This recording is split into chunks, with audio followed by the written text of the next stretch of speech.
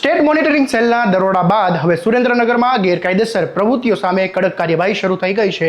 પહેલા કેમિકલ ચોરીના કેસમાં પોલીસ અધિકારીઓ સસ્પેન્ડ થયા અને હવે જે હોટલમાં આખું નેટવર્ક ચાલતું હોવાના આરોપ હતા તે પવનપુત્ર રાજસ્થાની હોટલ પર આખરે તંત્રનું બુલડોઝર ફરી વળ્યું છે। શું છે સમગ્ર મામલો, આવો વિગતે વાત કરીએ આ અહેવાલમાં।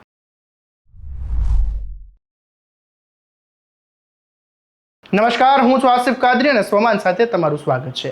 સુરેન્દ્રનગર જિલ્લાના ચોટીલા નજીક આવેલી પવનપુત્ર રાજસ્થાની હોટલ પર વહીવટી તંત્રએ મોટી કાર્યવાહી હાથ ધરી છે।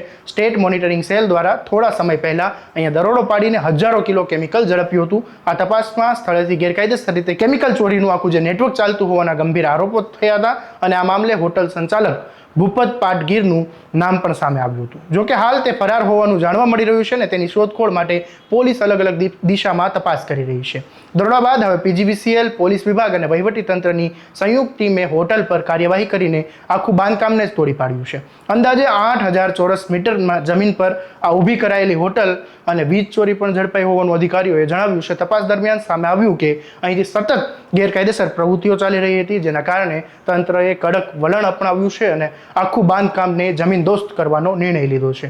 આ જ કેમિકલ ચોરીના કેસમાં ફરજમાં બેદરકારીના આરોપસર ચોટીલા પોલીસ સ્ટેશનના પીઆઈ જયદીપ સોલંકી, પીએસઆઈ ગલચર સહિતના પોલીસ કર્મચારીઓને સસ્પેન્ડ કરવામાં આવ્યા હતા।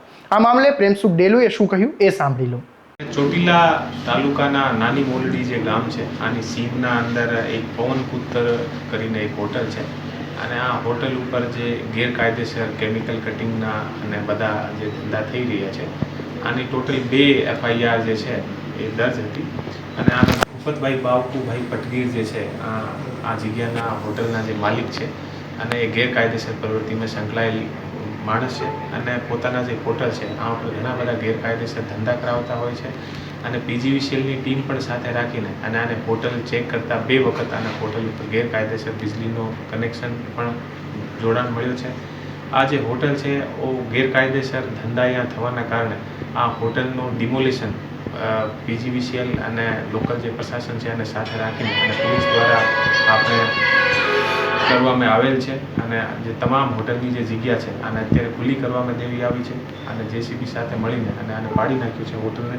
ટોટલ જે જગ્યા છે લગભગ 8000 જે ચોરસ મીટરના આસપાસની જે જગ્યા છે આ અત્યારે ખાલી કરી છે અને જે ભૂપત બાવકુભાઈ પટગીર છે એ અત્યારે ફરાર છે અને અત્યારે જે કેમિકલ કટિંગનો જે ગુનો દાખલ થયો છે આનો પણ આરોપી છે। આથી પહેલાં પણ આના ઉપર એક ગુનો જે છે એ દર્જ છે અને પીજીવીસીએલની ટીમ દ્વારા પણ આને 80000નો જે છે એ દંડ વીજળી ચોરીનો અત્યારે આપવામાં આવ્યો છે। કેટલા લોકો આમાં સંડોવાયેલા છે સર?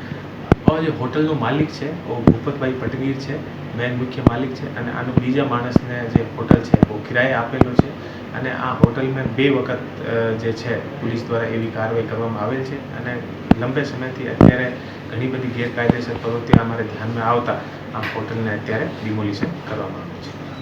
હવે હોટલ તોડી પાડવાની આ કાર્યવાહી બાદ સ્પષ્ટ સંદેશ આપવામાં આવ્યો છે કે ગેરકાયદેસર ધંધો ચલાવનારને કોઈ પણ રીતે છોડવામાં નહીં આવે। સ્ટેટ મોનિટરિંગ સેલે આ સ્થળેથી 8000 કિલો કેમિકલ જપ્ત કર્યું હતું, જેના કારણે સમગ્ર રાજ્યમાં આ કેસ ચર્ચાનો વિષય બન્યો હતો। હવે વહીવટી તંત્રની કાર્યવાહી બાદ સ્થાનિક લોકો પણ આ પગલાંને આવકારી રહ્યા છે। હાલ તો ફરાર આરોપીઓની શોધખોળ ચાલી રહી છે અને સમગ્ર કેસમાં હજુ વધુ મોટા ખુલાસા થવાની શક્યતાઓ વ્યક્ત કરવામાં આવી રહી છે। વધુ અપડેટ માટે તમારા સ્વમાનને સબસ્ક્રાઇબ કરી દો અને આ વિડીયોને વધુમાં વધુ શેર કરવાનું ભૂલતા નહીં। નમસ્કાર।